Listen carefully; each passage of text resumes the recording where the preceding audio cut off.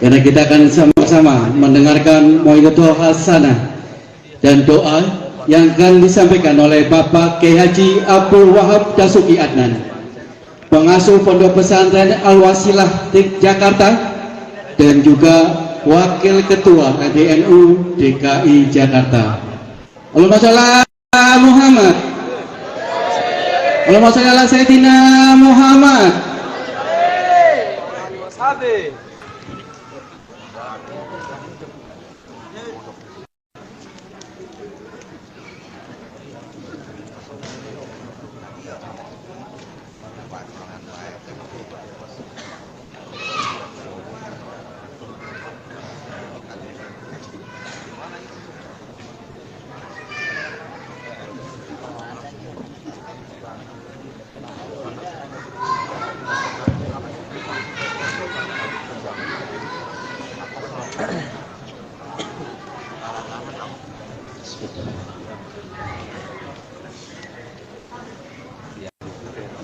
Assalamualaikum warahmatullahi wabarakatuh.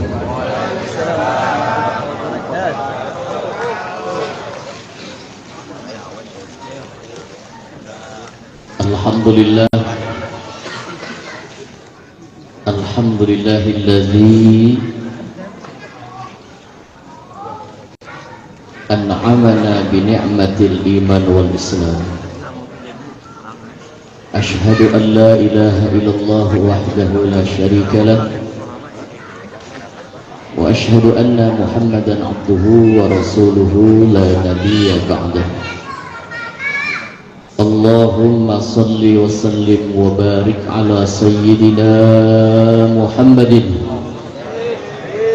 wa ala alihi wa ashabihi wa atba'ihi ajma'in.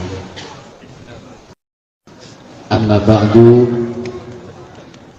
yang saya muliakan para segenap alim ulama, para kiai, para asatidz wal asatidzah, para ketua dan pengurus NU baik dari Ansor wilayah dan juga dari PAC seluruhnya, tanpa mengurangi rasa hormat kami, saya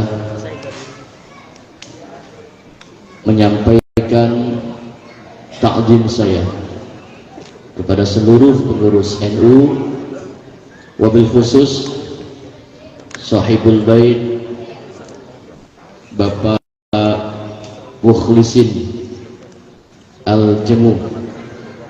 Entah Al-Jemu ini saya belum tanya artinya apa. Kiai kita, Kiai Mustafirin yang saya hormati dan saya muliakan, ibu-ibu, bapak-bapak, jamaah hadirin wal hadirat, yang mudah-mudahan kita semua diberikan keberkahan oleh Allah Subhanahu wa taala. Amin. Puji syukur kehadirat Allah Subhanahu wa taala. Pertama, marilah kita panjatkan kepada Allah dengan sama-sama kita membaca hamdalah alhamdulillah.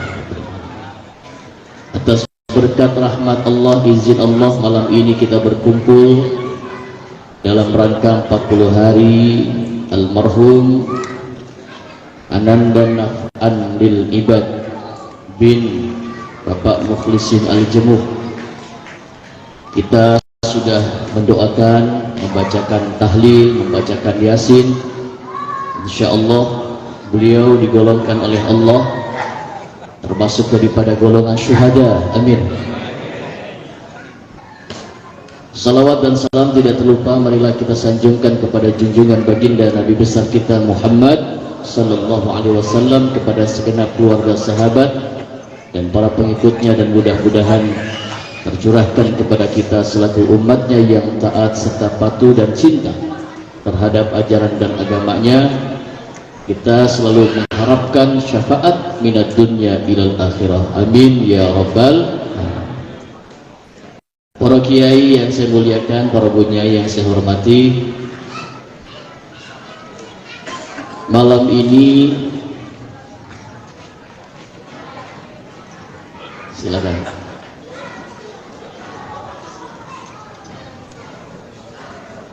Kita berkumpul mendoakan almarhum.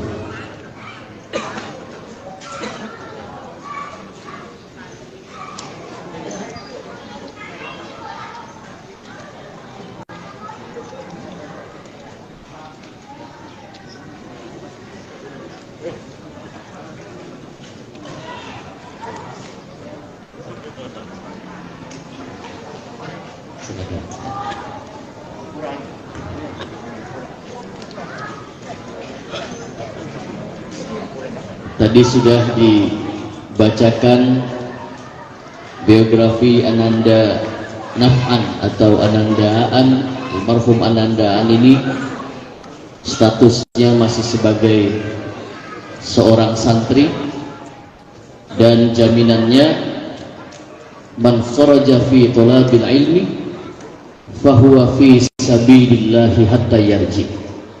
Siapa orang yang keluar dari rumah lalu menuntut ilmu, maka dia sedang berjihad fi sabilillah. Amin.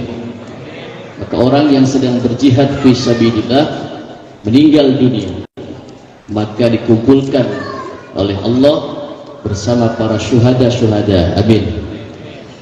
Ibu bapak, saya tidak akan panjang lebar.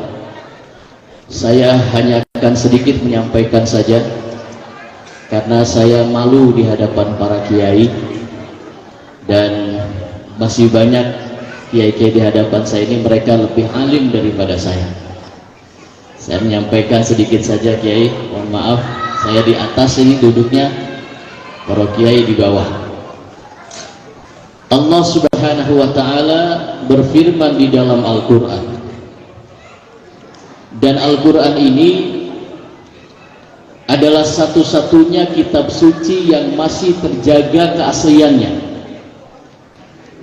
Al-Quran tidak bisa dirusak sampai saat ini, karena Al-Quran punya jaminan penjagaan dari Allah langsung.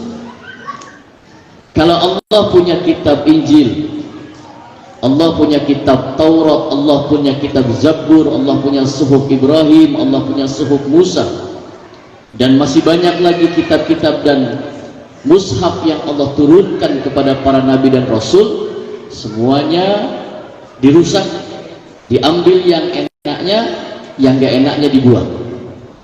Mengapa kitab-kitab selain Al-Quran itu mampu dirusak? Karena tidak ada jaminan penjagaan dari Allah Subhanahu wa ta'ala. Tapi Al-Quran dijaga langsung oleh Allah Subhanahu wa ta'ala sesuai firman-Nya, inna nahnu nazzalna dzikra wa inna lahu lahafidun. Kami yang menurunkan Al-Quran. Kalau bahasanya kami, berarti Allah melibatkan makhluk. Ketika menjaga Al-Quran, Allah melibatkan makhluk. Maka siapa orang yang ada di kampung muka? Benar. Di kampung muka yang istiqomah membaca Al-Quran, istiqomah mentadaburi Al-Quran, apalagi anak-anaknya dididik sampai hafal Quran, maka itu disebutkan termasuk golongan daripada keluarganya Allah Subhanahu wa ta'ala. Amin. Al-Quran tidak ada keraguan di dalamnya, dan Al-Quran ini membahas tentang yang masa lalu dan masa yang akan datang. Al-Quran disimpan, hadirin, oleh Allah Subhanahu wa ta'ala di sebuah tempat namanya Lauhul Mahfuz, sebagaimana firman Allah, bal huwa Qur'anun majidun fi lauhin mahfuz. Allah simpan Al-Quran di dalam Lauhul Mahfuz, termasuk kodok manusia, catatan manusia, itu Allah simpan di dalam Lauhul Mahfuz. Jadi di dalam Lauhul Mahfuz itu sudah ada catatan kita, kodok kita sudah ditulis oleh Allah sejak zaman azali.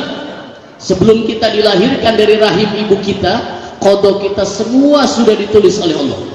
lahirnya kapan, bakal jadi apa, matinya kapan, itu ketentuannya sudah ada di dalam Lauhul Mahfuz.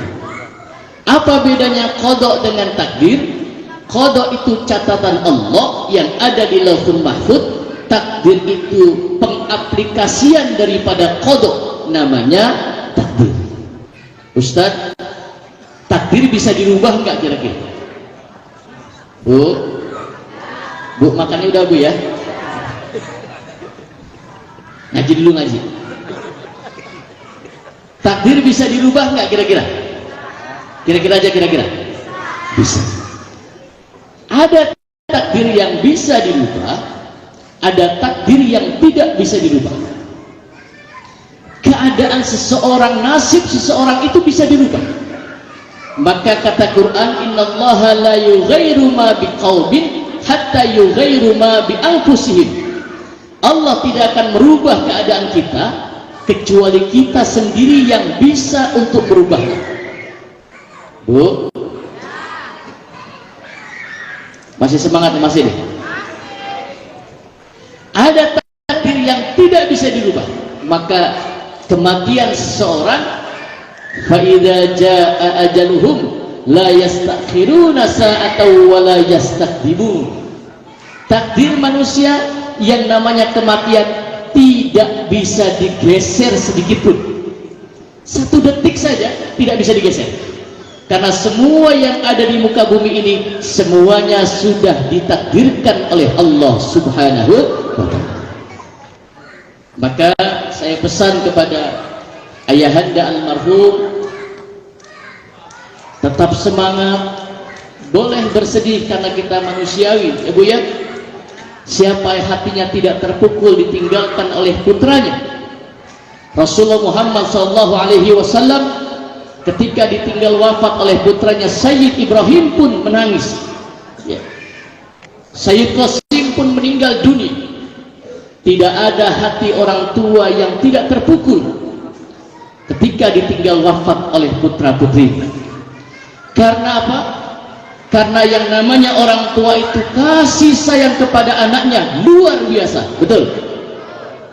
Kasih sayang orang tua kepada anaknya itu bahkan bukan hanya ketika orang tua itu masih hidup sayang sama anak, bahkan orang tua sampai meninggal dunia kasih sayangnya akan terus bersambung sampai di surga. Orang tua tetap kasih sayang kepada anak, tidak akan terputus, betul?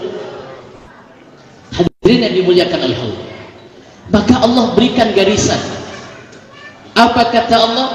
وَلَنَبْلُوَنَّكُمْ بِشَيْءٍ مِّنَ الْخَوْفِ وَالْجُوعِ وَنَقْصٍ مِّنَ الْأَمْوَالِ وَالْأَنفُسِ وَالثَّمَرَاتِ وَبَشِّرِ الصَّابِرِينَ الَّذِينَ إِذَا أَصَابَتْهُمْ مُصِيبَةٌ قَالُوا إِنَّا لِلَّهِ وَإِنَّا إِلَيْهِ رَاجِعُونَ. Kata Allah, semua yang hidup di dunia ini pasti aku uji. Semua yang terlahir ke muka bumi ini pasti akan diberikan ujian oleh Allah. Bisyai'i minal khauf, dari rasa takut. Bu, ada nggak manusia yang nggak diuji oleh Allah? Ada nggak? Nggak ada. Semua kita pasti diuji oleh Allah. Ada yang diuji dengan kekurangan harta, ada yang diuji dengan kekurangan buah-buahan, gagal panen, susah cari kerja, betul? Semua kita diuji oleh Allah. Ada juga manusia yang diuji oleh Allah dengan kematian. Wal anfus, kematian. Ini ujian yang paling terberat. Maka dalam menghadapi ujian-ujian yang Allah berikan kepada kita, Allah memberikan solusi. Apa solusinya? Wa basyiris sabirin, dan gembirakanlah kepada mereka orang-orang yang sabar.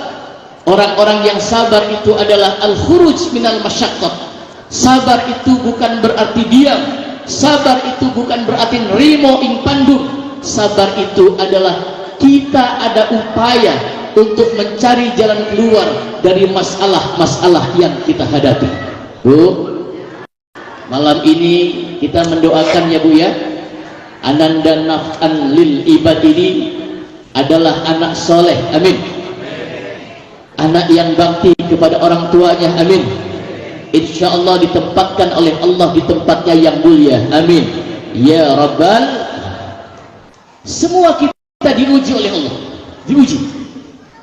Maaf, saya dikasih waktu berapa menit? 2 jam. Ini sudah jam 9, setengah jam ya? Oh 1 jam, baik. Ibu baru kenal aja udah ngatur-ngatur saya, Bu.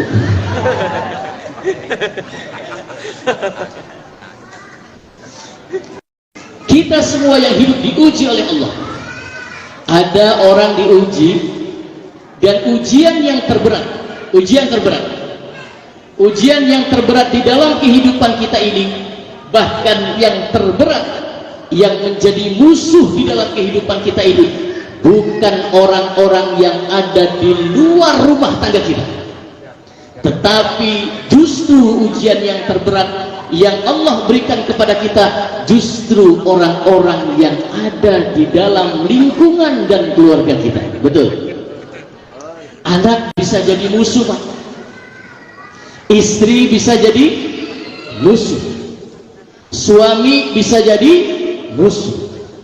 Istri bisa jadi musuh. Emang ada istri yang jadi musuh? Ada. Ada nggak istri yang jadi musuh untuk suaminya? Ada nggak? Ada. Bahkan dicontohkan di dalam Al-Quran, Dharaballahu mathalan lilladzina kafaru imra'atan Nuh wa imra'atan Lut kanata tahta 'abdaini min ibadina shalihain. Perumpamaan contoh seorang istri wanita yang melawan kepada suaminya, membangkang terhadap suaminya. Ada nggak di sini yang suka ngelawan suami? Ada nggak? Oh nggak ada. Nggak ada, kayak lagi ngaji. Lagi ngaji nggak ada. Aku pulang ngaji mah. Ini Quran bukan saya yang ngomong. Kata Allah, perumpamaan contoh wanita istri yang menjadi musuh untuk suaminya itu laksana istrinya Nabi Nuh dan istrinya Nabi Lut. Kanata tahta 'abdaini min ibadina shalihin.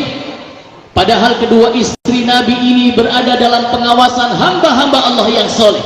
Tidurnya sama Nabi, makan bareng sama Nabi, satu kasur dengan Nabi, tapi jadi musuh. Istrinya Nabi Nuh jadi musuh, istrinya Nabi Lut jadi musuh, istrinya Nabi jadi musuh, apalagi istrinya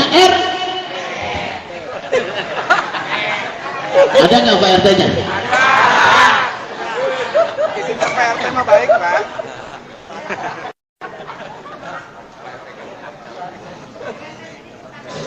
Soleh. Insya Allah RT di sini soleh, amin. Apalagi bininya paling soleh, amin. Insya Allah bini RT di sini mas solehah, amin. Gak berani ngelawan sama suami, gak berani, amin. Lagi ngaji.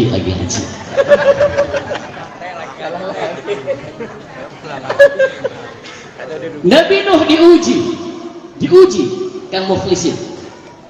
Ujian yang terberat di dalam kehidupan, istrinya jadi musuh. Bahkan anaknya Nabi ada nggak yang jadi musuh? Kalau sekarang ribut soal nasab, ribut soal turunan. Saya tadi siang khotib Jumat di Masjid Al-Muflisin. Kebetulan namanya sama dengan tuan rumah di sini. Di Pluit tadi siang saya khotbah di sana. Nasab itu hadirin yang membuat kita jangan bangga jadi anak kiai kalau nggak bisa ngaji, bodoh, betul. Jangan bangga itu kakek saya, itu mbah saya, itu ayang saya, jangan bangga dengan itu. Anaknya wali kalau nggak belajar, kalau nggak mondok ya bodoh, betul. Ta'allam falaysal mar'u yuladu 'aliman. Belajarlah kamu karena tidak ada satu manusia pun di dunia ini yang terlahir dalam keadaan pandai. Ibu, sampai malam ini ibu-ibu masih belajar ini, amin. Kita niatkan tolabul ilmi, amin. Mendoakan naf'an lil ibad sekaligus kita tolabul ilmi. Biar kita ngerti bahwa kematian itu pasti datang kepada kita. Kematian pasti datang kepada kita. Untuk urusan mati saya pasrah. Mau ibu-ibu duluan, saya belakangan, silakan. Atau bapak-bapak Belakangan.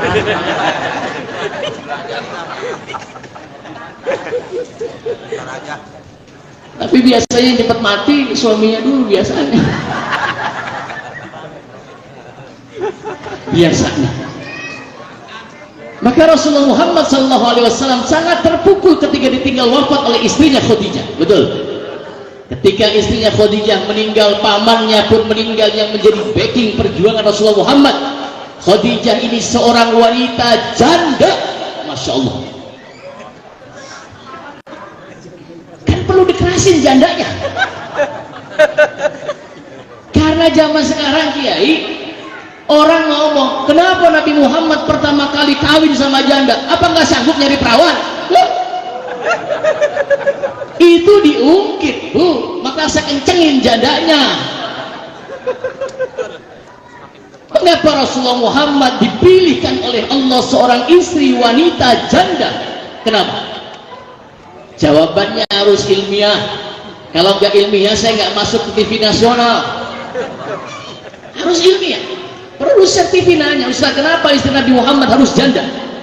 Saya jawab, kalau istri Rasulullah Muhammad bukan janda, maka Rasul nggak bisa berjuang. Betul?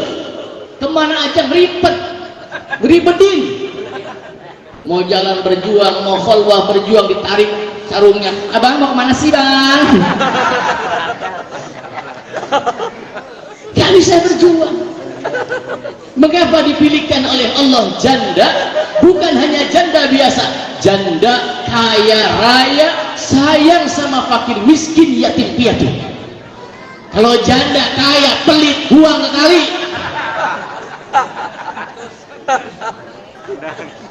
Maaf nih, makin malam saya ngomongnya makin kenceng karena saya belum makan, Bang.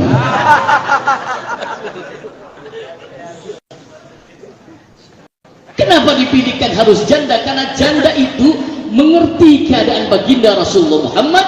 Bahkan seorang janda yang namanya Khadijah ini, seorang janda yang kaya raya, menjadi backing Rasulullah Muhammad dalam hal finansial. Kalau Rasul istrinya bukan janda yang kaya, ketika berjuang tidak hanya butuh tenaga, bukan hanya butuh ilmu, berjuang butuh duit, bukan doa aja. Khadijah sampai merelakan hartanya dipersembahkan untuk baginda Rasulullah Muhammad. Sampai-sampai sebagian tanah milik Khadijah di wilayah Makkah itu diwakafkan, diserahkan kepada Rasulullah Muhammad, hartanya dihabiskan. Bahkan kata Khadijah, Bu, Khadijah itu, Bu, ini contoh-contoh ya, tenang aja masih lama, saya ceramah sampai jam 12 insya Allah di sini. Benar, kuat sampai jam 12 ya, saya mau pulang. Khadijah itu saking sayang kepada suaminya, maka Rasulullah Muhammad terpukul ketika Khadijah meninggal dunia. Saking sayangnya Khadijah kepada suami, Masya Allah, Khadijah itu pahanya yang mulia sering jadi tempat tidur bantalnya baginda Rasulullah Muhammad SAW. Kepala Rasulullah Muhammad yang mulia sering ditaruh di atas paha istrinya Khadijah. Ibu-ibu pernah nggak bapaknya ada di kepala?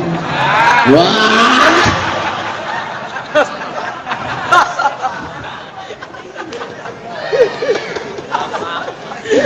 apaan sih kepala uban lulu? Khadijah sering pahanya dijadikan sandaran kepala baginda Rasulullah Muhammad, dielus-elus, ngerti elus ya? Dibelai rambut Rasulullah Muhammad, dibelai Rasulullah Muhammad sampai tertidur Rasulullah Muhammad.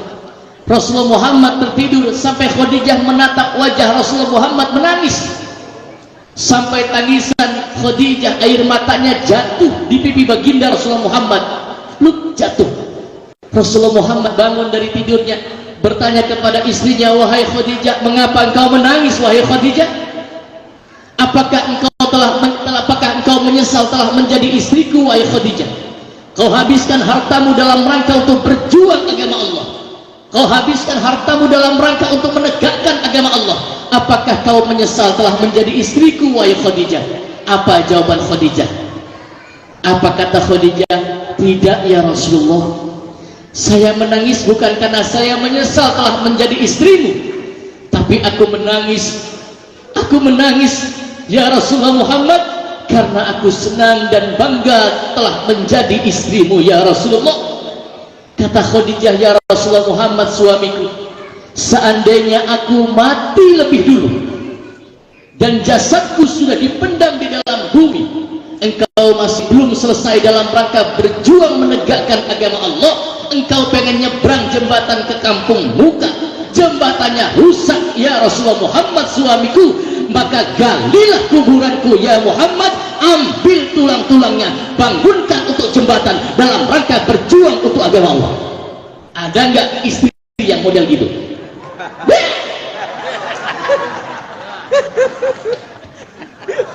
Istri zaman sekarang paling setianya suaminya masih hidup doang, suaminya udah meninggal mah paling setianya nganterin sampai kuburan. Begitu sampai kuburan, injek-injek kuburan suaminya sambil ngomong, yang betah ya bang ya. Bapak-bapak juga setianya begininya masih hidup. Potongan kita kan potongan takut sama bini, betul. Orang suami mana yang paling berani sama suami itu sama bini? Gak ada yang berani. Suami istrinya mati paling nangis, diucek-ucek yang kanan kirinya ngelirik, siapa gantinya ya.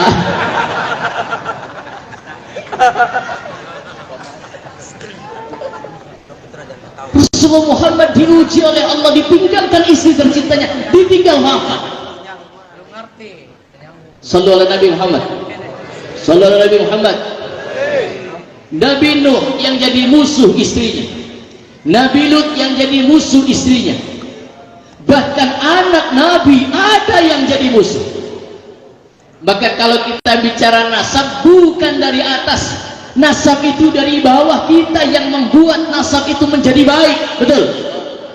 Jangan bangga jadi anak kiai dipanggil Gus, saya nggak bangga jadi putra kiai, saya nggak bangga, malu kalau jadi orang bodoh. Maka sampai sekarang saya terus belajar, malu. Anak kiai kok nggak bisa ngaji.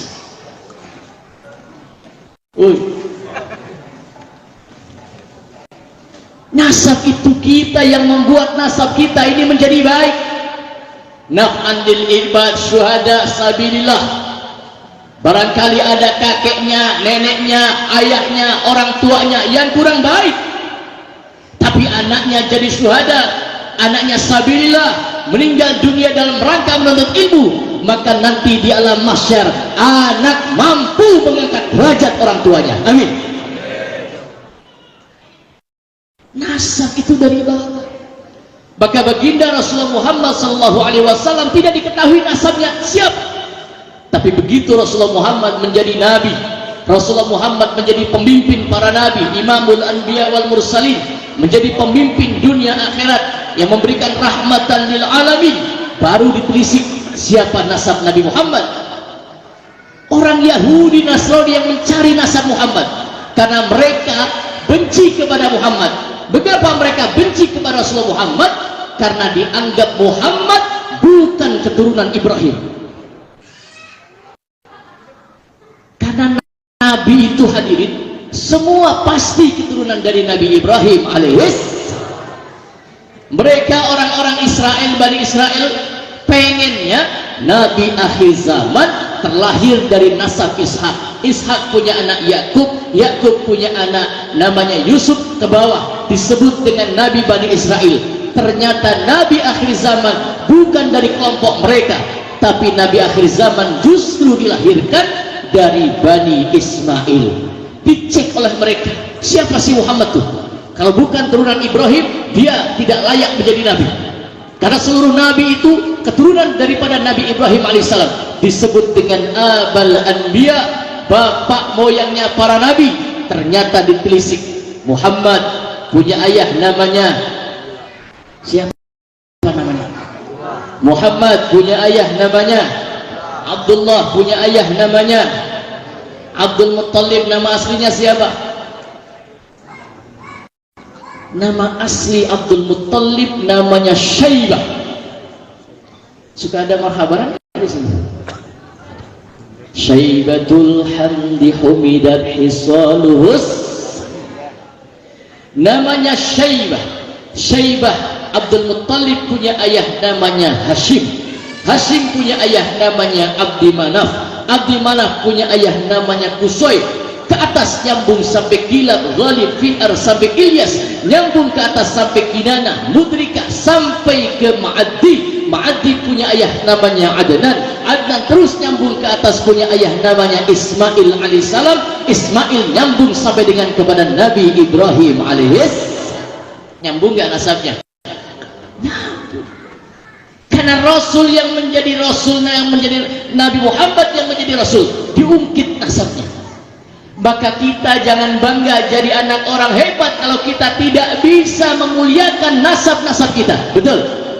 Kita jadilah manusia yang soleh, maka ke atasnya insya Allah terbawa amal pahala daripada kita. Amin ya Rabbal. Ibu bapak, anak bisa jadi musuh. Maka alhamdulillah Kang Mukhlisin Al-Jemuk punya anak naf'an lil ibad. Dia sudah meninggal dunia. Meninggal boleh jadi meninggal hanya jasad dunianya saja, tapi ruhnya tidak meninggal. Malam ini beliau hadir di tengah-tengah kita. Ruh tidak meninggal dunia, ruh masih hidup, dan ruhnya diberikan jasad yang baru oleh Allah, jasad yang tidak memerlukan ruang dan waktu, dan diberikan rizki dari sisi Allah subhanahu wa ta'ala. Jangan dikira kalau orang sudah meninggal itu sudah, tidak. Orang yang meninggal dunia sesungguhnya dia hanya meninggal jasad dunianya saja, ruhnya tidak meninggal dunia, ruhnya tetap hidup. Karena ruh tidak diciptakan oleh Allah, jasad kita diciptakan oleh Allah, jasad kita dilukis oleh Allah ketika kita di dalam kandungan perut ibu kita. Sebagaimana firman Allah, huwallazi yusawwirukum fil arhami kaifa yasha. Allah yang melukis wajah kita, Allah yang menggambar muka kita, Allah yang melukis alis kita. Yusawwirukum fil arhami kaifa yasha. Allah yang melukis manusia ketika di dalam rahimnya, ruh ditiupkan oleh Allah, jasad dilahirkan. Maka kita haram hukumnya menghina manusia, karena sama dengan menghina yang menciptakan manusia, yang menggambar manusia, yaitu Allah subhanahu wa ta'ala. Allah yang nyipta ini nggak ada yang sama, betul ya? Hidungnya ada yang mancung, ada yang matanya ada yang belok, ada yang bibirnya ada yang tipis, ada yang memble lebar. Mana ada bibir lebar? Maka kata kiai saya Wahab, bilangin kalau ada orang mau punya bini yang bininya nggak doyan ngomong, diam aja nggak cerewet, cari istri yang bibirnya gede, maka insya Allah dia ngomongnya berat. Kalau pengen punya bini yang nggak doyan kemana-mana, ke mall nggak mau, pasar malam ogah, cari bini yang pantatnya gede, maka insya Allah bangun aja udah susah. Kalau pengen punya bini yang kemana-mana pakai jilbab, kemana-mana pakai kerudung, cari istri yang kepalanya botak, insya Allah ditutupin mulu. Hadirin dimuliakan oleh Allah, ujian yang terberat justru yang ada di dalam lingkungan kita, justru yang ada di dalam kehidupan kita. Maka bangga kalau kita punya anak bisa baca Quran, alhamdulillah. Anak apalagi sampai hafal Al-Quran, alhamdulillah. Karena nanti kita berjumpa lagi, ditemukan lagi oleh Allah subhanahu wa ta'ala, bukan hanya dipertemukan di dunia. Nanti insya Allah kita yang kumpul bersama dengan orang-orang yang saleh, kumpul dengan para kiai alim ulama, karena kiai ini pewaris Nabi. Alhamdulillah, insya Allah Nabi meninggal dunia tidak meninggalkan harta, Nabi meninggal dunia tidak meninggalkan warisan, tapi Nabi meninggal dunia yang ditinggalkan dua, yaitu Al-Quran dan hadis, serta ulama kiai. Ini penerus dan pewaris para nabi, betul. Maka yang bisa bikin tenang di jagat dunia ini ulama, betul. ulama-ulama NU ini adem, alhamdulillah. Saya ini kebetulan juga menjadi ketua mu'alaf center NU di PWNU DKI Jakarta. Mengapa mu'alaf center NU DKI ini harus dibuat? Tujuannya adalah agar mereka orang-orang mu'alaf nggak nyasar pahamnya. Ketika dia menjadi mu'alaf masuk Islam, kalau bukan orang NU yang ngadepin, maka dia masuk ke dalam paham radikal. Kalau dia mu'alafnya kaya, maka uangnya dikuras untuk rakit bom, bomnya buat ngebom orang kampung muka. Betul? Maka NU membentuk itu, dan saya ketuanya. Sudah setahun ini saya menjadi ketua mu'alaf karena mereka nggak paham. Ya, saya ditanya oleh beberapa dewan gereja, dipanggil kenapa NU membuat. Loh, justru ini menyelamatkan. Kalau mereka orang-orang yang berpaham radikal, mu'alaf masuk paham radikal, menghantam orang Islam itu sendiri, rusakan. Tapi NU nggak begitu. NU ini organisasi yang wasatiyah, organisasi yang pertengahan, nggak memberatkan. Betul? Insyaallah. Sallallahu alaihi Nabi Muhammad. Sallallahu alaihi Nabi Muhammad. Masih semangat masih? Mohon izin dia, mohon izin dia. Ibu bapak, yang terberat di dalam ujian yang Allah berikan di dalam kehidupan kita bukan orang yang ada di luar rumah tangga kita, justru yang ada di dalam rumah tangga kita itu sendiri. Dan yang paling berat, istri bisa jadi musuh, suami bisa jadi musuh, istri sama suami nggak musuh, anak bisa jadi musuh. Betul? Ini yang ngeri hadirin. Kalau anak salah masuk pesantren, maaf, pesantrennya bukan paham ahli sunnah wal jamaah al-asyariyah al-batuririyah, bukan pesantren NU. Begitu salah masuk, anak masuk pesantren, pulang ke rumah musuhin mak bapaknya. Betul? Sampai mak bapaknya dianggap najis. Masya Allah. Ya, mak jangan pegang-pegang saya. Kenapa? Mak najis. Yang tidak sepaham dengan dia najis. Bukan hanya musuh di dunia, masih bisa diperbaiki. Yang terberat kalau anak-anak kita menjadi musuh untuk kita di akhirat. Bahkan Allah sudah wanti-wanti, awas. Digambarkan di dalam Al-Quran ada anak-anak yang jadi musuh. Bukan hanya musuh di dunia, tapi yang terberat kalau jadi musuh di akhirat kelak. Masya Allah, Al-Quran sudah wanti-wanti, awas. Di akhirat ada anak-anak yang menangis di dalam neraka. Mereka menangis menuntut keadilan kepada Allah. Mereka menangis sambil berkata, wa qalu rabbana inna ata'na sadatana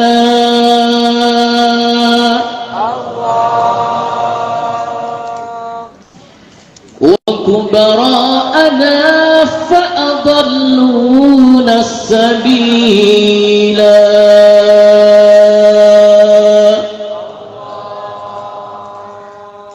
Di dalam neraka ada anak-anak yang demonstrasi menuntut keadilan kepada Allah. Di dalam neraka ini anak demo, bawa poster, bawa baliho. Mereka nangis sambil berkata, wa qalu rabbana inna ata'na sadatana wa kubara'ana fa'adalluna sabila. Apa yang mereka katakan, ya Rabb, ya Tuhan, jangan hanya saya engkau siksa di dalam neraka ini, ya Rabb. Saya bisa masuk neraka gara-gara mak saya nggak pernah didik saya dengan pendidikan agama, ya Rabb.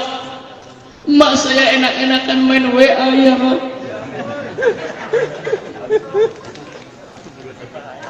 Di sini lebih sering buka WA, baca WA atau baca Quran? Jujur.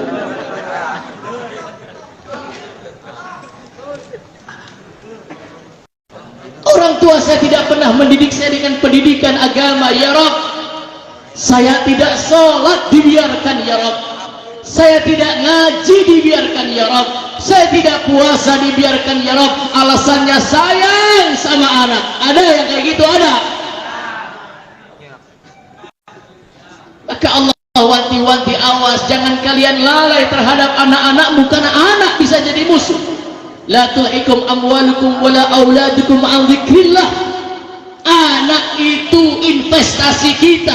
Kalau kita salah didik, maka anak akan minta pertanggungan jawab. Sallallahu alaihi Nabi Muhammad. Masih semangat masih? Mereka berkata, jangan hanya saya engkau siksa di dalam neraka ini ya Rabb, saya bisa masuk neraka. Orang tua saya enggak pernah didik saya dengan pendidikan agama, saya enggak salat dibiarkan, saya tidak puasa dibiarkan, sehingga besar saya jadi manusia yang zalim ya Rabb. Saya mati masuk neraka. Saya bisa masuk neraka gara-gara orang tua saya yang tidak pernah mendidik saya dengan pendidikan agama ya Rabb. Saya tidak kenal dengan agama ya Rabb. Lalu apa mintamu hai anak-anak di dalam neraka? Anak-anak itu berkata, ya Rabb, kalau saya bisa masuk neraka gara-gara orang tua saya, maka saya minta tanggung jawab dan minta keadilan kepadamu ya Rabb. Apa yang kau minta? Aku maha adil, kata Allah. Anak-anak itu berkata, ya Rabb, kalau aku masuk neraka gara-gara mereka, orang-orang tua saya, para pemimpin-pemimpin saya yang zalim, maka saya minta keadilan kepadamu ya Rabb. Apa mintamu? Bawa mereka ya Rabb, orang tua saya, emak saya, bapak saya ya Rabb, para pemimpin-pemimpin saya yang zalim ya Rabb, seret mereka masuk bersama-sama kami ke dalam neraka. Uy, itu Quran dawati-wati. Sallallahu Nabi Muhammad. Bukan hanya itu, anaknya berkata, atiyan difaini minal azab, bila perlu ya Rabb, berikan 2 kali siksa daripada siksaku ya Rabb. Kalau aku disiksa 1000 tahun di dalam neraka, maka emak bapak saya siksa mereka 10.000 tahun.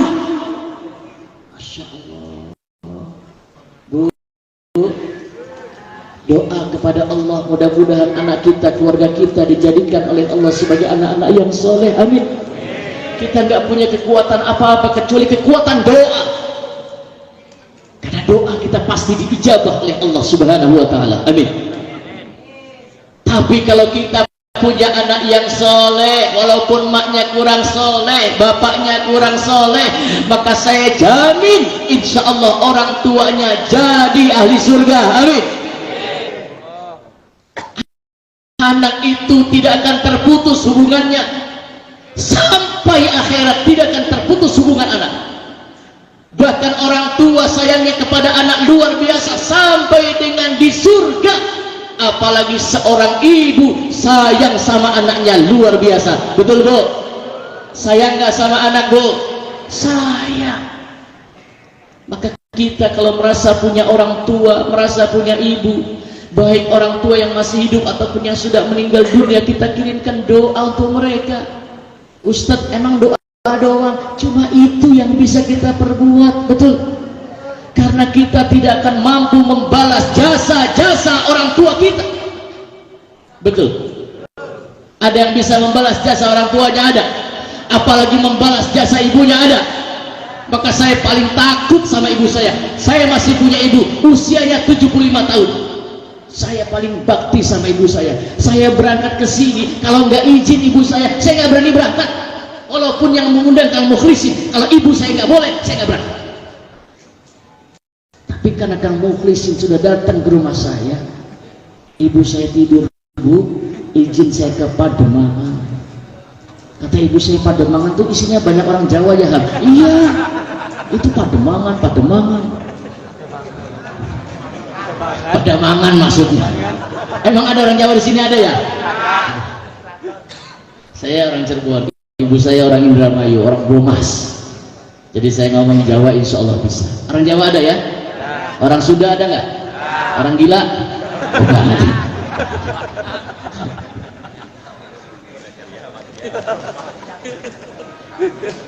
Apalagi kita membalas jasa seorang ibu, bisa apa enggak? Nggak bisa. Masya Allah, seorang ibu itu disebutkan oleh Nabi, apa kata Nabi? Ditanya oleh sahabatnya, ya Rasulullah, siapakah orang yang harus aku hormati di dunia ini? Nabi menjawab, ummuka, ibumu. Siapa lagi ya Rasul? Ummuka, ibumu. Siapa lagi ya Rasul? Ummuka, ibumu. Siapa lagi ya Rasul? Abuka, bapakmu. Ibu disebut 3 kali, bapak cuma disebut 1 kali oleh Rasulullah Muhammad. Ibu 3 kali, bapak sekali. Ibu 3, bapak.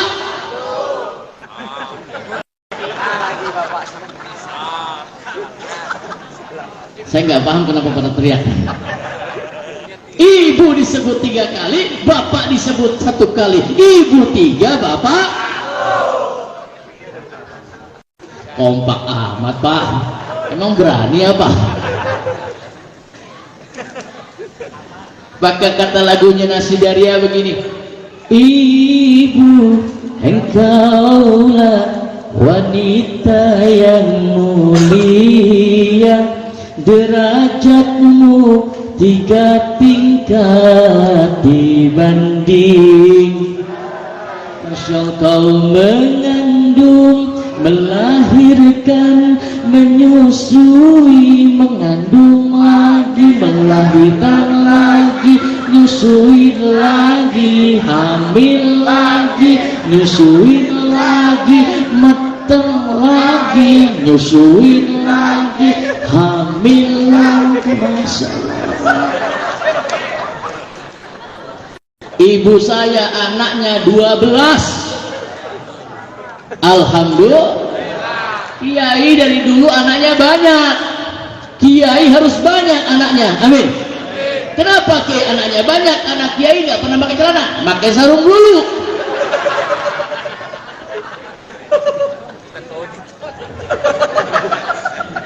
Nah, makanya cirinya kiai itu pasti pakai sarung, betul. Jangan bicara demokrasi sama kiai udah lebih paham, betul. Kalau Indonesia mengembar-gemborkan demokrasi, kebebasan, kebebasan berbicara, kebebasan berekspresi, ulama kiai pasti udah ngerti kebebasan. Makanya pakai sarung. Kenapa? Ngerti di dalam sarung ada bocahnya.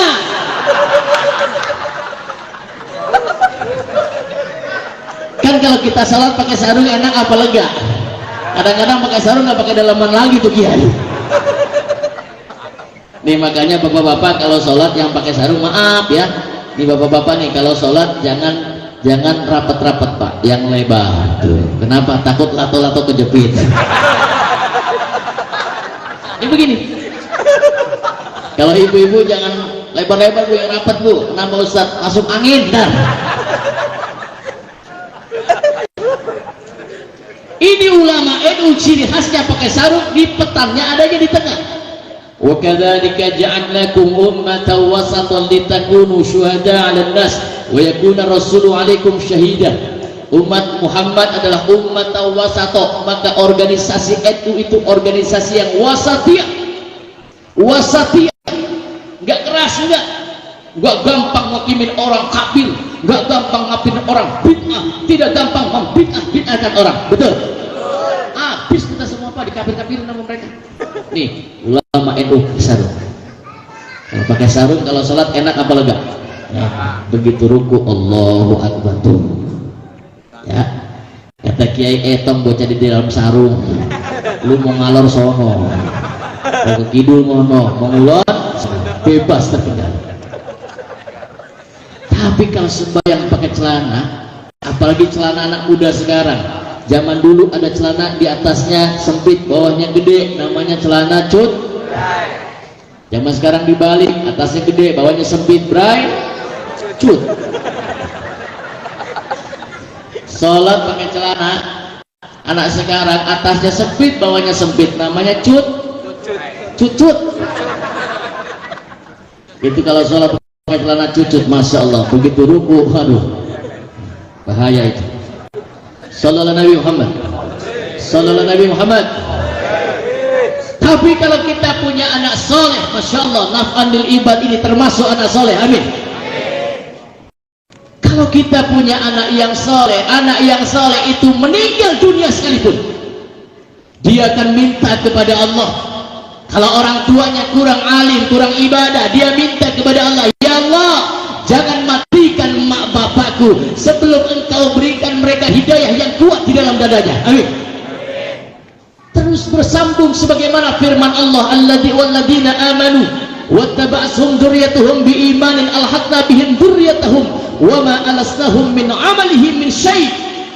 orang-orang yang beriman serta keluarga mereka orang-orang yang beriman, keluarga yang beriman, kita berkumpul mendoakan almarhum, maka seluruh transferan pahala kita malam ini disampaikan oleh Allah Subhanahu wa taala. Amin.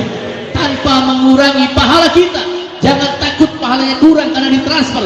Pahala kita enggak kurang, tapi saudara kita, keluarga kita, ayah kita, kakek kita, moyang kita, buyut kita ke atas terus mendapatkan transferan pahala daripada kesolehan kita. Amin ya rabbal. Itu Pak. Kalau anak jadi musuh kita rugi, betul. Tapi kalau anaknya jadi anak soleh, maka insya Allah orang tuanya selamat dunia wal akhirah. Maka saya pesan titip kalau mondokin anak jangan asal ya Bu ya. Muncul rameh Al Zaitun itu menajis-najiskan orang tuanya, alumninya, bukan katanya. Oh, saya orang Indramayu, menyesat-nyesatkan. Masya Allah ya. Cari pondok pesantren yang pahamnya Nahdlatul Ulama ya Bu ya. Hati-hati kalau salah didik, maka anak-anak kita menjadi musuh, bukan hanya musuh dunia sampai dengan akhirat. Tapi kalau kita punya anak soleh, Masya Allah, sampai Nabi Ibrahim sekelas Nabi Allah Ibrahim alaihissalam doanya minta kepada Allah apa? Rabbi habli minas salihin. Amin. Sekelas Nabi Ibrahim alaihissalam itu doanya kepada Allah, ya Rabb, jadikanlah anak-anak kami, keturunan kami, anak-anak yang soleh. Kenapa sih doanya Nabi Ibrahim hanya punya anak soleh, pengen punya anak soleh ya Rabb? Karena kalau kita punya anak soleh, orang tuanya selamat dunia akhirat. Amin. Siapa yang tidak kenal dengan Nabi Ibrahim? Nabi Ibrahim disebut dengan Khalilullah. Khalilullah itu adalah orang yang cinta luar biasa kepada Allah. Cinta Nabi Allah Ibrahim kepada Allah, kalau cinta dikasih nomor 1, 2, 3 sampai 1000, maka cinta Nabi Allah Ibrahim cuma untuk Allah Subhanahu wa ta'ala. Saya mau nanya Bapak-bapak, Pak, kita cinta nggak sama Allah? Cinta nggak sama Allah? Jawab yang kompak, cinta sama Allah. Sama duit, motor bagus, mobil mewah, rumah bagus, cinta. Cinta kita terkadang dikalahkan dengan cinta kita kepada dunia, bahkan kepada anak. Tapi Nabi Ibrahim cintanya tidak mampu dikalahkan oleh apapun. Cintanya takhalli itu manusia yang cintanya mendaging hanya untuk Allah Subhanahu wa ta'ala. Cinta kepada anaknya tidak mampu mengalahkan cinta Nabi Allah Ibrahim kepada Allah. Maka ketika Allah perintah, wahai Ibrahim, sembelih putramu Ismail, dilakuin apa enggak? Dilaksanakan oleh Nabi Allah Ibrahim atas perintah Allah, dilaksanakan penyembelihan putranya, namun diganti oleh Allah, terjadilah hari raya Idul. Ibrahim tinggalkan istrimu Ibrahim, Hajar. Masya Allah Bu, Nabi Ibrahim ini adalah seorang nabi yang dipilih oleh Allah. Inna Allah astafa Adam wa Nuh wa ala Ibrahim wa ala Imran ala alamin. Allah memilih Nabi Adam, tapi keluarganya tidak dipilih oleh Allah. Mengapa tidak dipilih? Karena Nabi Adam dianggap gagal ngurus keluarga. Anaknya Nabi Adam terjadi pembunuhan pertama di muka bumi. Istrinya Nabi Adam yang menyebabkan Nabi Adam diturunkan oleh Allah dari surga ke dunia. Wa Nuha, istrinya Nabi Nuh jadi musuh, anaknya Nabi Nuh jadi musuh. Nabi Lut pun demikian. Ada keluarga yang dipilih oleh Allah Subhanahu wa ta'ala, wa ala Ibrahim, dan keluarganya Ibrahim ini dipilih oleh Allah karena Nabi Ibrahimnya saleh, istrinya salehah, anak keturunannya semuanya jadi nabi-nabinya Allah Subhanahu wa ta'ala. Ibu bapak, sekelas Nabi Ibrahim doanya begini, Banyak. Maka saya, masya Allah, sungguh saya terharu ya, karena mukhlisin, hati orang tua yang tidak terpukul ditinggalkan anaknya, tapi yakin Allah pasti memberikan takdir yang baik. Amin. Diberikan kesabaran orang tuanya. Amin. Bangga ini anak, masya Allah, tersenyum di sana, masya Allah. Jelas beliau jadi sabilillah syuhada, matinya mati syahid. Amin. Ya Rabbal, boleh jadi suatu hal yang kita benci padahal itu baik buat kita, boleh jadi suatu yang kita cinta padahal itu tidak baik untuk kita. Maka takdir Allah adalah yang terbaik untuk kita. Ibu bapak, 2 menit lagi sekarang jam 10. Saya kalau ceramah di iNews TV, pernah lihat iNews TV nya? Cahaya Hati Indonesia, di situ ada Kiai Haji Abdul Wahab, itu NU Tulen. Amin. Di TV kan lihat nggak? Jam 4 subuh, Assalamualaikum Nusantara, itu NU Tulen. Amin. Di Trans 7 SCTV, saya nasihatin Ruben Onsu. Ruben Onsu rumahnya kemasukan ular, udah ular hitam. Oh, orang NU kan ada namanya Kiai Sembuh, bukan cuma ceramah doang. Saya dikasih jimat sama bapak saya, banyak ilmu, insya Allah nanti akan saya ijazahkan ke ansar-ansarnya. Amin. Kalau saya mau itu juga. Jangan pakai itu, salah gunain. Saya kata abah saya almarhum Kiai Daswian itu ketua Ansar Jawa Barat. Wahab, kalau ada orang datang sama kamu harus bisa doain. Modalnya air doang, kasih air. Gimana Pak? Kalau ada orang datang punya bininya cerewet, maka doanya begini. Bismillahirrahmanirrahim. Ambil air segelas. Istrinya lagi tidur, bapak-bapak doain. Begini doanya. Bismillahirrahmanirrahim. Cing caling butuh temangap, cangkem mingkem. Ngerti nggak? Mingkem rabine kita singarane kartem. Si kartem berkah la ilaha. Ditiupin airnya, terus istrinya lagi tidur, semburin ke mukanya. Insya Allah bangun tidur saya jamin ngamuk.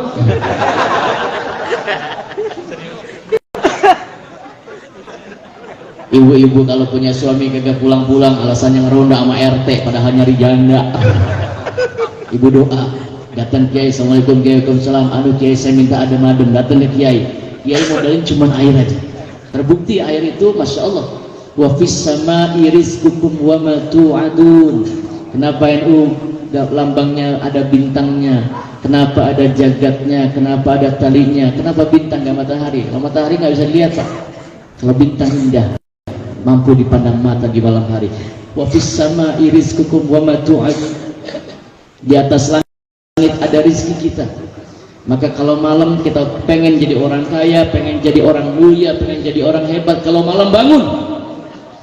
Ibu-ibu kalau malam bangun Bu, ngapain Bu? Kencing doang kan bapaknya tuh. Kalau nggak kencing dia ngerogohin dompet suaminya. Nggak cuma dompet doang, hati-hati Pak, handphone Pak. Awas Pak ya, dihapusin ya kalau habis WA ya. Datang ke Kiai NU, masya Allah, ahli tuh, al-hikmah. Datang Kiai, Assalamualaikum Kiai, kenapa Bu? Aduh Ustaz Kiai, hati saya panas aja gara-gara tangga sebelah ada yang jadi janda. Suami saya jarang pulang. Didoain ya Bu ya. Airnya diambil, saya contohin dulu. Enggak haus. Ini aja nih. Ini udah dibuka ya. Saya contohin. Nah, datang Kiai doanya begini. Bismillahirrahmanirrahim. Allahumma ya uyun, nanti akhir diminum ya Bu ya. Allahumma ya uyun fama ala kulli syai'in qadir, kun fayakun, cahaya kun, Nabi Yusuf rupatul fa'ali, badanku badan Muhammad, jika pandang jatuh, jika pandang basau, nama cintaku hunta Allah, cintaku dikujang ruhilah. Yahu ya Jibril, Yahu ya Mikail, Yahu ya Israfil, ya Israfil. Kalau lakinya lagi tidur suruh bangun, kalau udah bangun suruh duduk, udah duduk suruh berjalan, kalau udah jalan ceburin ke kali, suruh balik sama bininya sambil ngesot berkah la ilaha illallah. Dipin ke air Pak Bu, diminum airnya biar adem ya.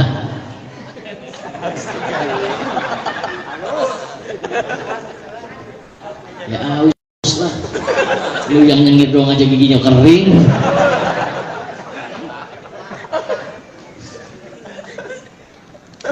Hadirin yang dimuliakan oleh Allah Subhanahu wa taala. Sampai mana tadi itu? Sampai air subur. Sampai mana? Subur. Sembur. Oh, sembur.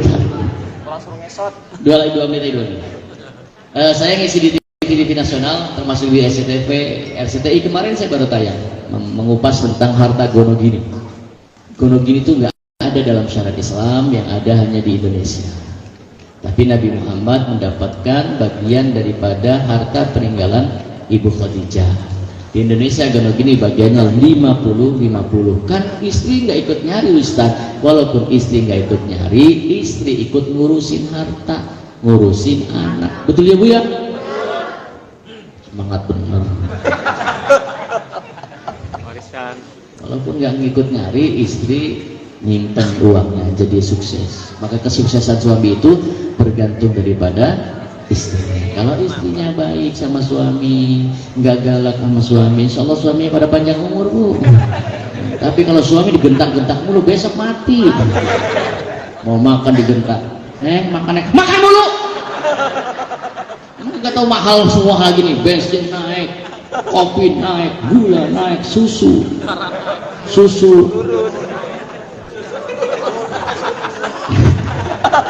Ada yang naik, ada yang turun. Ibu bapak, Nabi Ibrahim sekelas Nabi Ibrahim doanya pengen punya anak soleh. Doa adalah senjata kita hadirin.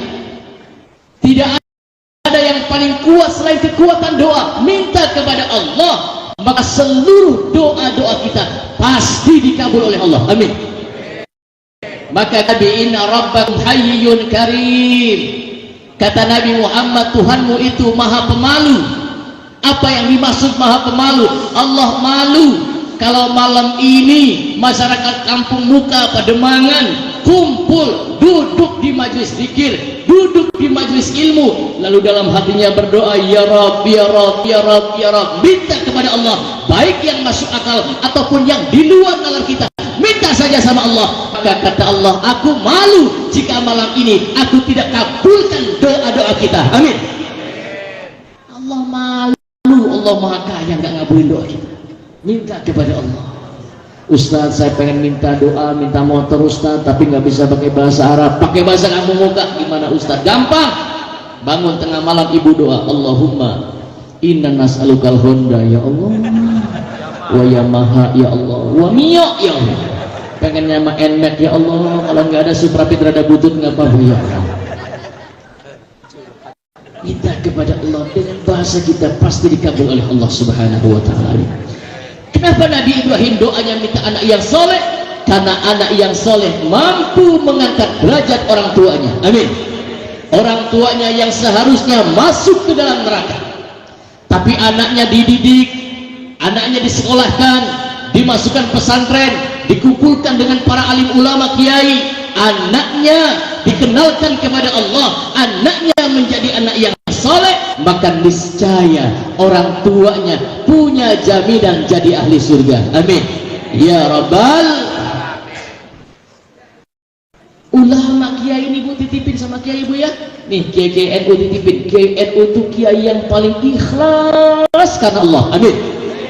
Saya nggak sombong kiai, saya ceramah di Badan Intelijen Negara. Ini sebelumnya nggak boleh dibilangin, karena orang Kampung Muka aja saya ngomong. Saya ceramah di hadapan Jenderal bintang 4, bintang 3. Saya bilang Jenderal mentok bintang 4, Kiai NU bintangnya 9. Gak kalah sama Jenderal. Betul. Makanya Kiai NU itu yang lebih merakyat, mereka manusia paling ikhlas. Amin. Maka kalau sholat yang dibaca surat yang mesti yang ikhlas. Ikhlas. Makanya saya diajarkan oleh ayah saya Wahab, kalau nanti jadi penceramah harus ikhlas. Jangan pernah mengharapkan amplop. Amin. Datang dari Kembangan ke Pademangan, ikhlas karena Allah. Amplop nomor 12. Nggak doyan sama amplop. Tenang kamu kelisin, jangan dipikirin, diusahain yang penting mah. Benar itu. Tenang Nah, sahabat Ansor. Titip sama kiai. Bu, saya mau nanya nih, nyari ganti kiai susah apa gampang? Nyari ganti kiai susah apa gampang? Bapak saya anaknya 12, yang jadi penceramah cuma 1 hari ini. Nggak gampang. Nyari penerus pengganti ulama kiai susah, betul. Tapi cari anggota dewan gampang atau susah?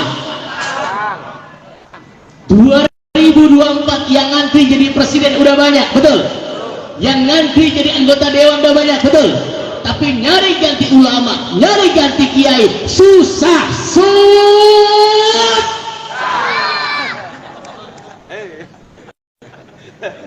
Jangankan nyari ganti ulama, nyari ganti kiai, nyari ganti imam musola aja susah apa gampang? Begitu maghrib udah qomat, imam yang nggak ada, saya jamin dorong-dorongan. Lu aja. Di sini begitu ya? Sama berarti sama abang saya. Lu aja. Kalau pas yang didorong bener, kalau nggak bener, yang didorong mantan preman, alhamdulillah. Kalau ada mantan preman, dulunya preman, taubat, angkat jadi buzzer, amin.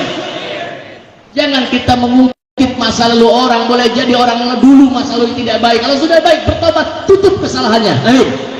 Yang maju mantan preman, masya Allah, begitu baca surat salah semua. Fatihahnya mantap, yang dina suratul mustaqim, suratul ladina an'amta alaihim ghairil maghdubi alaihim waladdallin. Amin. Giliran baca surat yang bingung apa surat yang dibaca. Ini mantan preman lagi demen janda orang kampung muka, namanya Watini. Maka yang diingat-ingat Watini aja, suratnya dibaca Watini wajaituni waturi sinina wahadal baladil amin laqad khalaqnal insana fi ahsani taqwim thumma radadnahu asfala safilina illa apa ya? Daripada malu RT masuk RT ikut jamaah, padahal RT nggak pernah jamaah tuh. Dadak-dadak RT ikut jamaah, kaget yang imamin, tumben amat RT.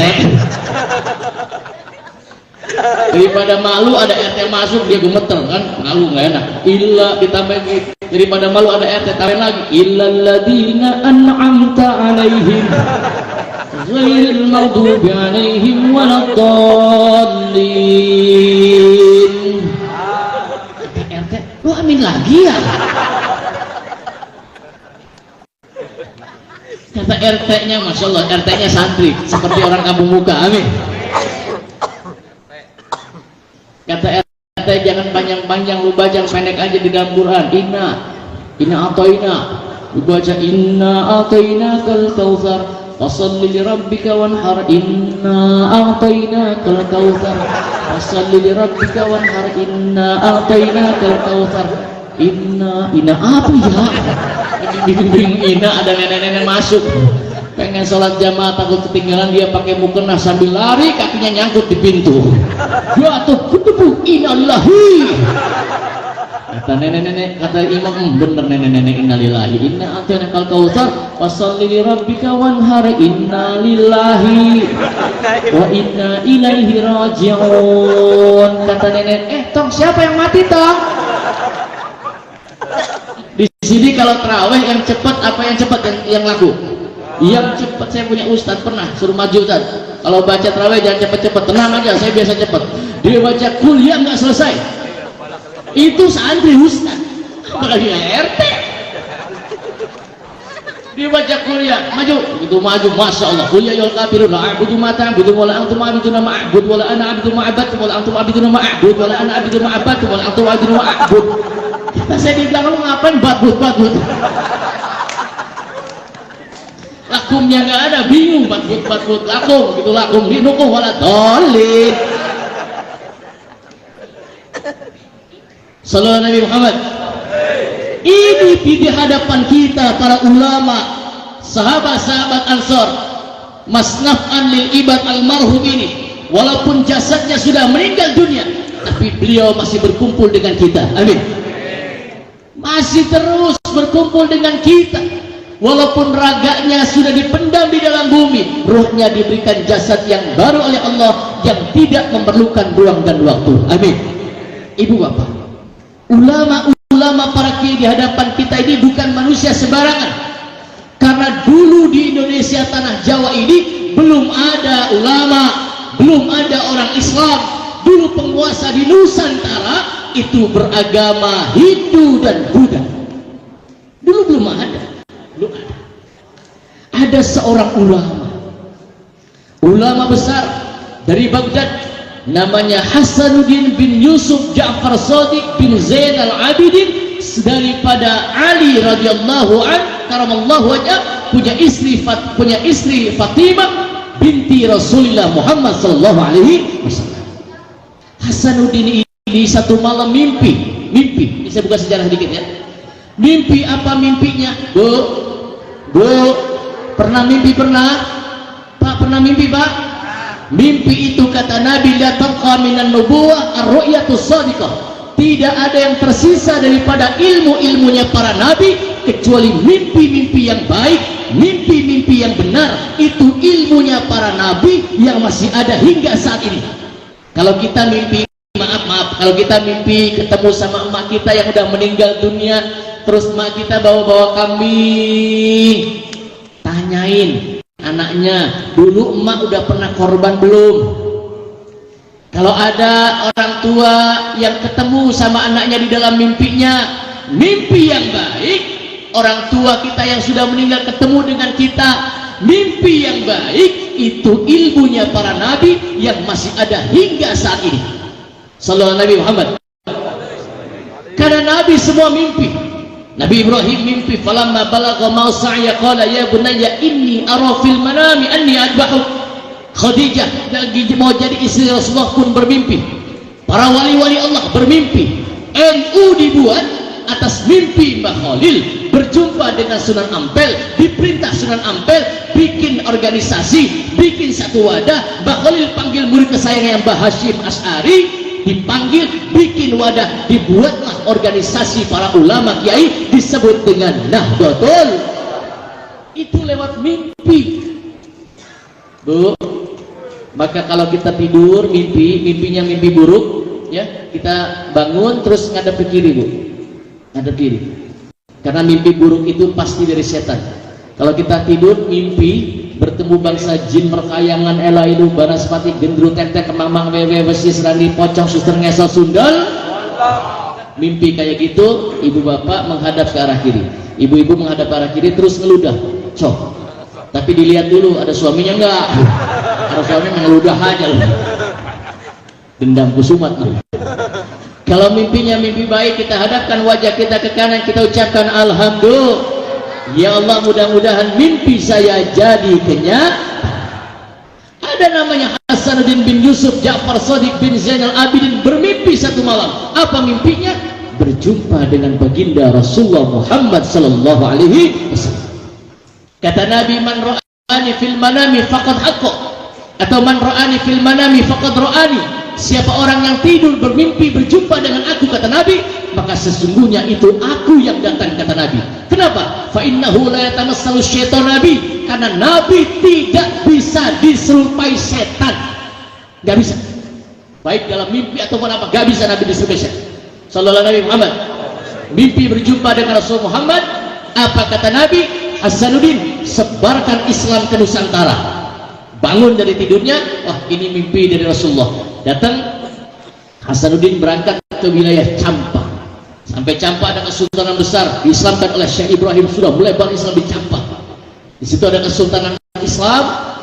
Sultannya ini punya anak perempuan, hafal Quran, ahli Quran, bacaannya bagus, qari'ah pertama di Nusantara. Anak perempuan ini namanya Nyai Mas Ratu Subang Larang.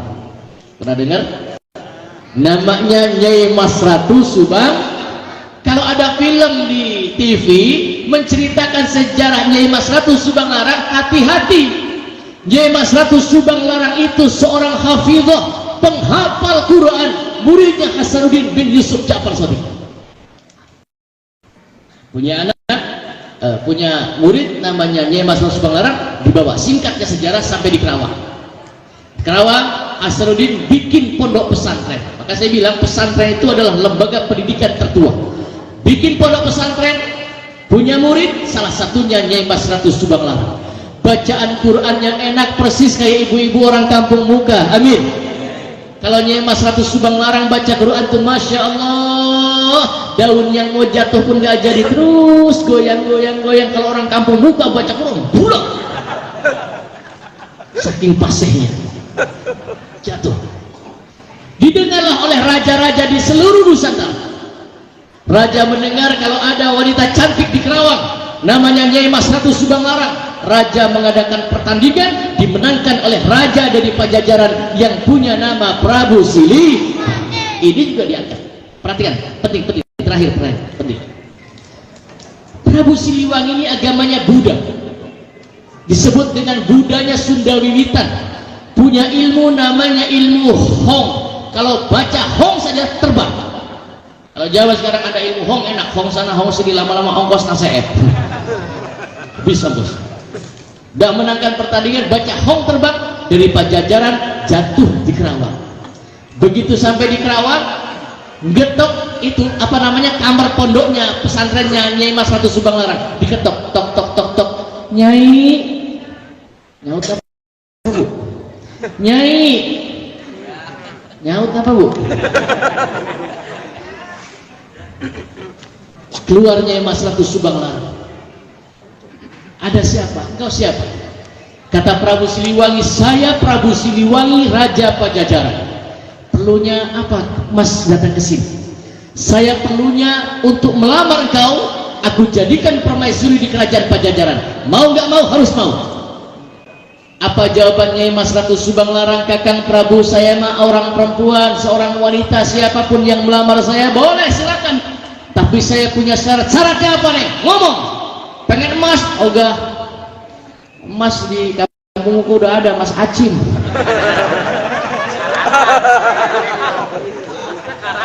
Gede lagi. Intan permata berlian? Enggak. Kau minta apa? Engkau boleh melamar aku dan dijadikan sebagai permaisuri, boleh.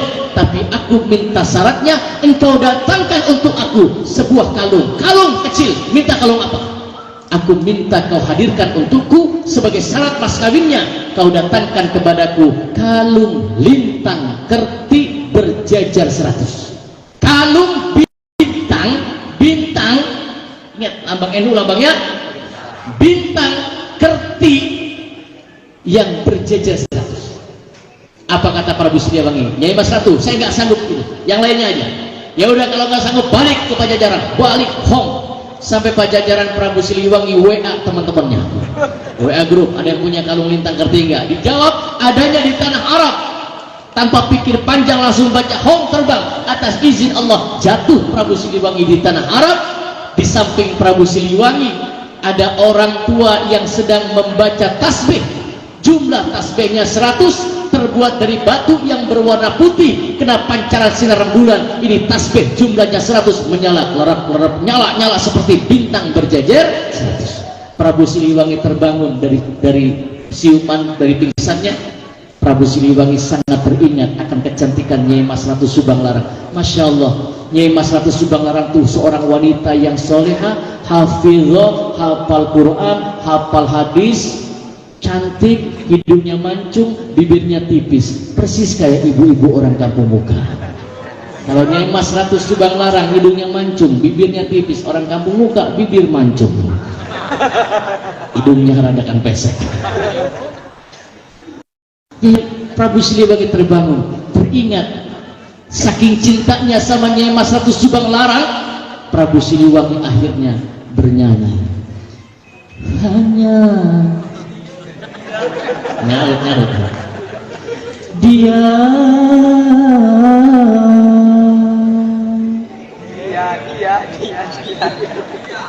namanya orang yang jatuh cinta yang ada di antara jantung hati, tempat bermanja, tempatnya rindu, tempat curahan hati yang damai.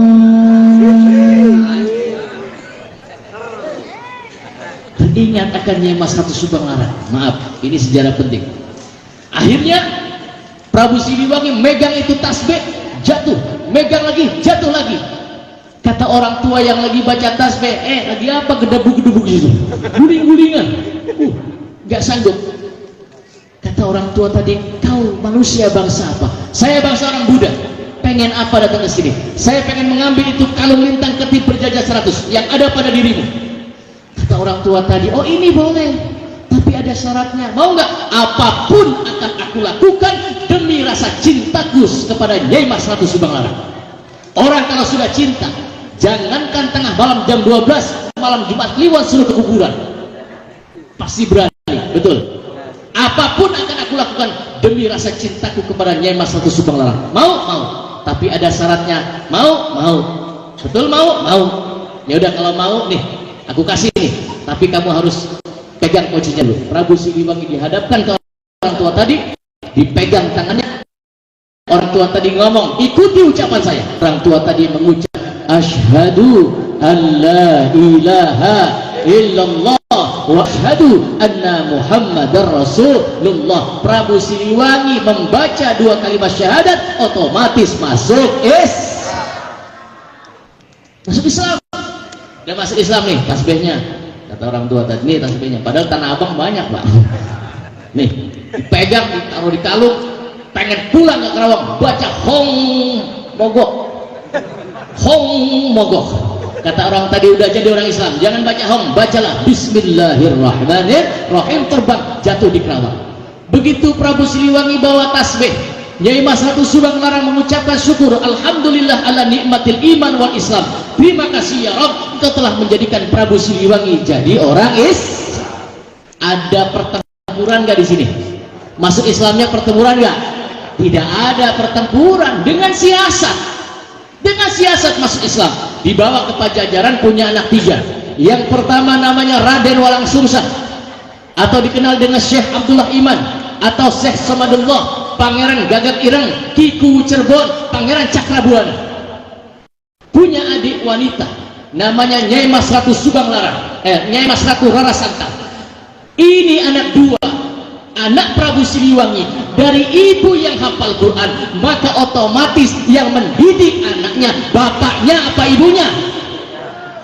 Yang bisa mendidik anak itu ibunya, bukan bapaknya. Bibit boleh hebat, ibu-ibu itu sawah, bapak itu bibitnya bibit kiai, istrinya itu cetakan, bibitnya hebat, cetakannya mencong semua. Isa'ukum harsunakum fatu harsakum anna syi'tum wa qaddimu li anfusikum. Perempuanmu itu sawah ladangmu, hebat kayak apa bibitnya, sawahnya miring, sawahnya kering, enggak akan jadi. Kata orang Jawa, gabung. Sallallahu Nabi Muhammad. Dididik dengan pendidikan Quran, dia anak 2 hafal Quran, jangan sembarangan. Ini penghafal Quran, hafid Quran 2 kakak beradik. Walang Sungsang, Rara Santang dididik oleh ibunya penghafal Quran. Lama-lama Prabu Siliwangi kembali kepada kebiasaan lamanya. Begini lagi, ya, kembali kepada kebiasaan lamanya. Ini anak 2 yang dididik oleh ibunya dengan pendidikan Quran, pendidikan agama, nggak cocok dengan bapaknya, jadi musuh sendiri. Bapaknya jadi musuh, nih 2 anak lari. Walang Sungsang lari ke Gunung Merapi. Singkatnya sejarah bimakna ma'rifatullah. Ketemu sama Syah Danuwarsi, punya anak namanya Nyai Endang Gelis, menikah. Dibawa ke Muara Jati Cirebon. Adiknya lari ke Gunung Cangak, ketemu sama Nyai Endang Seketi, ujungnya lari ke Muara Jati Cirebon, berguru di sana, mengajarkan ilmu agama, mendalami ilmu agama, mendalami tafsirnya. Singkatnya sejarah, berangkat haji ke Baitullah, sampai di Mekah selesai haji, Walang Sungsang pengen kembali ke Cirebon, dihadang oleh seorang gubernur Mesir. Duda istrinya meninggal dunia, demen seneng sama adiknya Walang Sungsang yang namanya Nyai Mas Ratu Rara Santang, dinikah oleh Sultan Abdullah, namanya Sultan Abdullah bin Sultan Hud min Bani Israel, keturunan dari Rasulullah Muhammad sallallahu alaihi wasallam. Ini sejarah betul. Jadi jangan gampang gede-gede nasab, jangan. Harus tahu di sejarah masuknya Islam ke Indonesia. Betul. NU biarpun begini nggak sombong-sombong amat. Betul.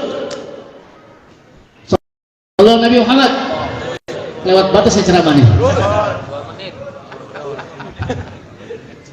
Ibu bapak, akhirnya Rara Santang menikah dengan Sultan Abdullah, walang sungsang kembali ke Nusantara, diberikan hadiah sorbannya baginda Rasulullah Muhammad sallallahu alaihi wasallam, dibawa ke Nusantara, dipendam di tanah Nusantara. Rara Santang menikah dengan Sultan Abdullah bin Sultan Khalid bin Bani Israil, punya anak 2 di sana di Mesir. Pertama namanya Syarif Hidayatullah, yang kedua namanya Syarifullah. Syarif Hidayatullah jadi wali, namanya Sunan Gunung Jati Cirebon, menikah dengan putri Kaisar Cina namanya Ong Tin, punya anak Kuningan.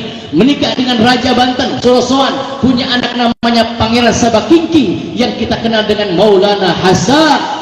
Semua keturunannya jadi ulama-ulama, kiai-kiai besar, sampai dengan Mbah Khalil Bangkalan, nasabnya masih bersambung sampai dengan Syarif Hidayatullah, sampai ke Banyuwangi. Saya punya istri orang Jember, istri saya orang Banyuwangi, itu nasabnya nyambung ke Kutoarjo, nyambung ke Hasan Besari, nyambung sampai dengan Syarif Hidayatullah. Syarif Hidayatullah itu anaknya Abdullah Sultan Hud, ibunya putranya Prabu Sili sallallahu alaihi Muhammad.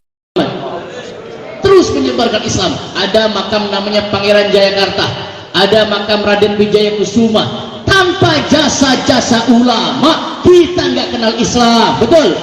Yang berjuang mati-matian, riyadhah, tirakat ulama, betul?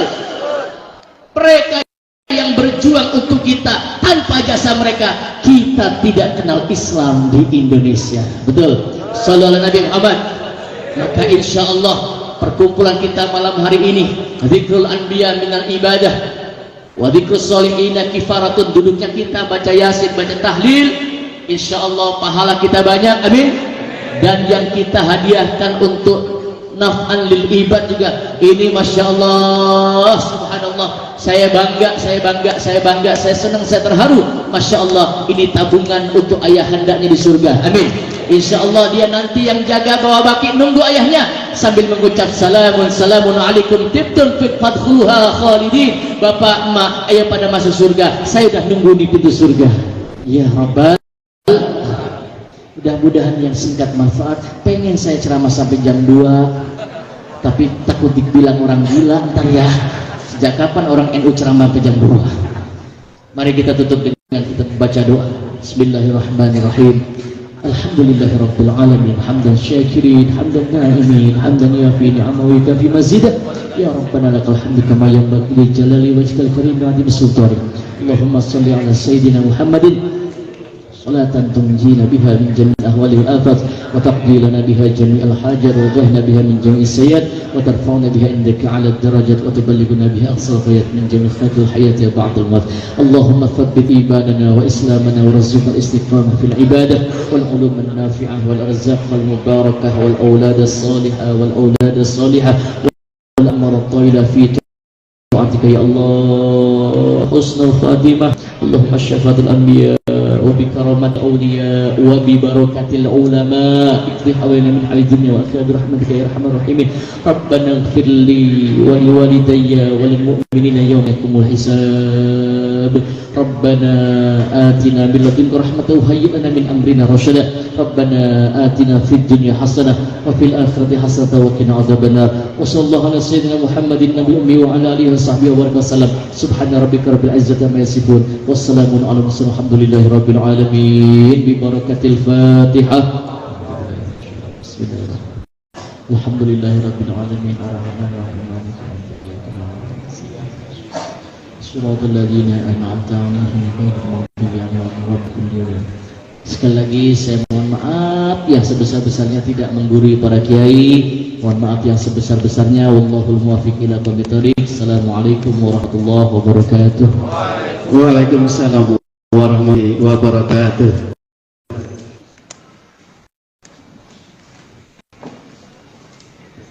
Terima kasih kami ucapkan kepada guru kita Kiai Haji Abdul Wahab Dasuki Adnan yang telah menyampaikan nasihat-nasihatnya untuk kita semuanya. Mudah-mudahan apa yang beliau sampaikan dapat kita terapkan dalam kehidupan kita sehari-hari. Amin amin ya rabbal alamin.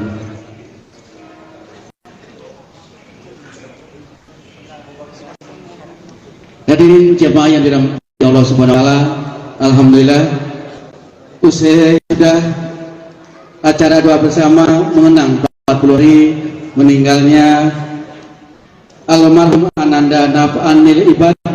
Mudah-mudahan almarhum senantiasa mendapatkan ampunan dari Allah Subhanahu wa taala, dilapangkan kuburnya, terangkan kuburnya, dan dimasukkan ke dalam golongan orang-orang yang beruntung dari umat Nabi Muhammad SAW, dan juga mudah-mudahan senantiasa mendapatkan keridhaan dari Allah Subhanahu wa taala. Demikian pula semoga keluarga yang ditinggalkan senantiasa diberikan kekuatan iman dan Islam, diberikan kesabaran, ketabahan, dan tetap tawakal kepada Allah Subhanahu wa taala. Serta bagi kita semuanya, mudah-mudahan apa yang kita laksanakan pada malam hari ini akan membuahkan rahmat dan nikmat di dunia wal akhirah. Amin amin ya rabbal alamin. Kami atas nama keluarga besar Bapak Mukhlisin Al-Jumuh mengucapkan terima kasih atas doa dan kehadiran bapak-bapak dan ibu-ibu serta saudara-saudara sekalian.